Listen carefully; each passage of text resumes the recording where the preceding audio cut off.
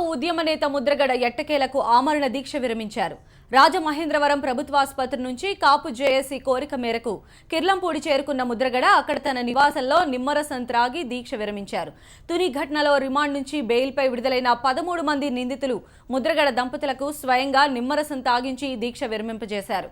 శాంతియుతంగా తన నివాసంలో దీక్ష చేస్తుంటే బలవంతంగా రాజమండ్రి ఆసుపత్రికి తరలించారని, ఆ సమయంలో తన కోడలు, కుమారుడు, బావుమరిదిని అసభ్య పదజాలంతో దూషించి కొట్టారని ఆవేదన వ్యక్తం చేశారు ముద్రగడ. ఈ ఘటనకు బాధ్యులైన వారికి తగిన శాస్తి జరిగే వరకు తమ కుటుంబంలో ఎటువంటి శుభకార్యాలు, పండుగలు జరపబోమని ముద్రగడ తెలిపారు.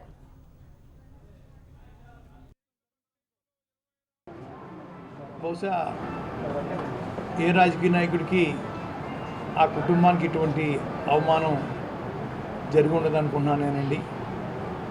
మా తండ్రి 2 సార్లు ఎమ్మెల్యే, నేను 4 సార్లు ఎమ్మెల్యే, 2 సార్లు మంత్రి, ఒకసారి ఎంపీ చేసిన కుటుంబానికి జరిగిన అవమానం చెప్పడానికి నాకు మాటలు రావట్లేదండి. భగవంతుడు తగిన శాస్తి,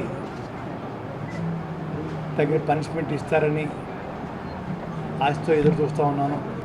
నా కళ్ళకి, నా చెవులకి వినబడేలాగా వచ్చినప్పుడే పండుగలు ప్రారంభిస్తాం.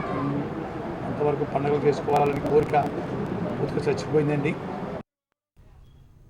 తూర్పుగోదావరి